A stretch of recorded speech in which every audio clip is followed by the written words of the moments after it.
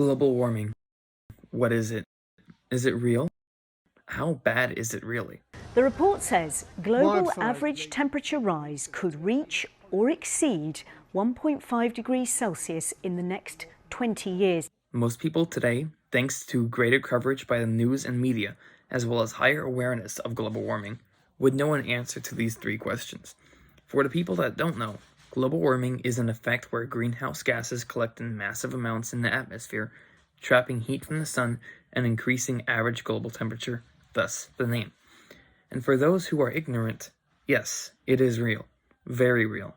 At Lake Mead, the nation's largest reservoir, water levels have receded to historic lows, as seen by the bathtub lines around the edges. It's now 143 feet below capacity, threatening supplies to Las Vegas, Phoenix and much of Southern California. The effects that result from global warming can be catastrophic. We have actually already seen some of these effects. The 10 hottest years on record globally have all happened since the year 2000. You are seeing more people dying each year due to heat-related deaths, the majority of which are above the age of 50. You are seeing colder areas reach new heat records every year. For example, Moscow, Russia broke a heat record set in 1901 just this year, reaching a high of 94.6 degrees Fahrenheit on June 16th. Moscow is melting under 34.7 degrees Celsius. The temperatures have reached a 120-year record. The weather agencies have been saying that the above 35 degrees temperatures being recorded in these 2 days match with the year 1901. Nuuk, Greenland is setting some heat records as well. The city broke a heat record set in 2014, reaching a high of 75 degrees Fahrenheit on June 9th of 2016. That same day, New York City, which is farther south, had reached a daily high temperature of 71 degrees Fahrenheit. How is it that a city much farther north than New York City recorded a higher temperature? This is not all. Cities all over the globe are setting new temperature highs, some of which haven't been broken in decades. It's hard to deny global warming when heat records are being broken pretty much everywhere globally. However, temperatures are not the only thing to worry about. Actually, it's far from the only thing to worry about. Remember when Hurricane Sandy hit New York City in 2012? Get used to it. Severe storm flooding used to be considered a once every 500-year event. Now it's once every 25 years. And within the next 3 decades, the National Academy of Science predicts it may happen once every 5 years. You've probably heard on the news recently that the oceans are rising. But when you walk to the beach, it looks the same. Despite what you are seeing, the oceans are rising, and rising quickly. One place that makes this very apparent is the country of Tuvalu. While the total land area has actually increased, the total habitable land has decreased.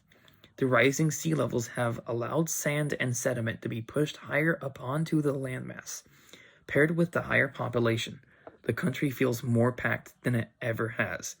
It is feared that within 50 years, the habitable land will be pushed into such a small space that the population of 11,000 people will no longer be able to be supported. While we know how the sea level is rising, do we know why the sea level is rising? You might think that this is happening because of the ice caps melting. While that is one cause, it's not the only factor. How water works is when the temperature decreases, the water becomes more compressed and takes up less space. The opposite happens when the temperature increases.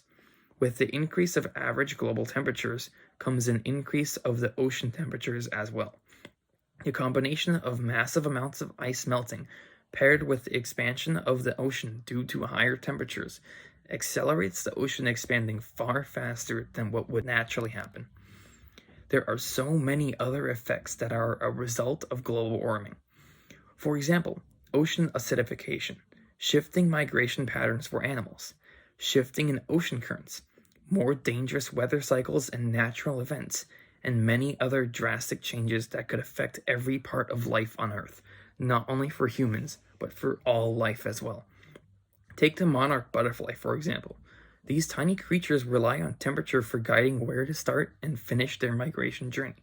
So even slight changes in average temperature over a long period of time can have drastic effects. If global average temperatures are increased too much, their migration patterns can look more like a 3-hour drive rather than a multi-month journey, or could even stop possibly entirely. Or the blue whale, which relies on the ocean temperatures to predict when to start migrations and where to stop. The change in ocean temperature has already made drastic changes in their migration patterns. The whales now arrive at their mating spots much earlier and travel much farther than what was seen even just a decade ago, being seen as far north as San Francisco. The changing climate is slowly killing both of these animals, and there are countless other examples that just add to the sea of evidence as to why climate change is such a serious issue. So if climate change is so terrible, why is nothing being done about it? Well, there are things being done to help reverse some of the effects of climate change.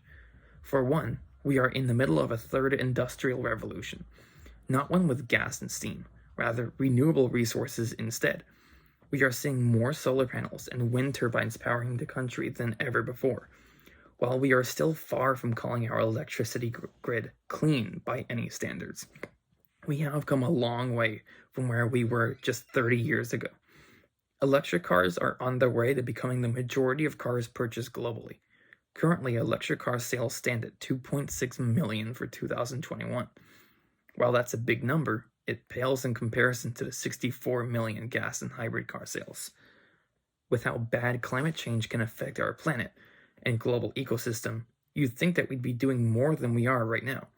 While you would be right, the whole situation is made 100 times more complicated because of a silly little thing called money. Here's some food for thought. During the 2020 pandemic, basically the entirety of the globe came to a standstill. No flights, hardly any cars, emissions were the lowest since 2011. Take all of that into account. Now, how much do you think our carbon emissions dropped by? 10%? 20%? Maybe even 50%? No, 5.8%. That's it. Everything that you can do, drive an electric car, fly less, recycle more, all of that only accounts for 5% of a change in your carbon footprint. That's mostly thanks to Exxon, Shell, Chevron, and all of these other gas and oil companies. They have been paying politicians and lobbying the US government to prevent major changes in emission laws. In 2019, about $3.5 billion was spent on lobbying, nearly twice the combined budgets of the Senate and the House. But it's not only a large industry.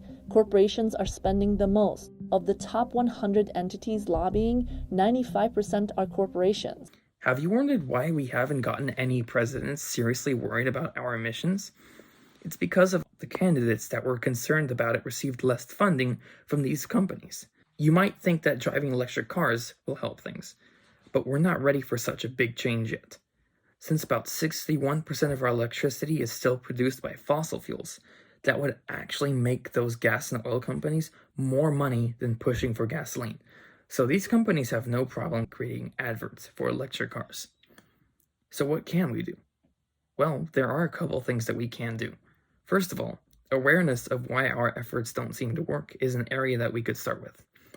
Educating people on the role oil companies are playing in keeping back emission laws could be the first step to helping us recover from the damage that has already occurred.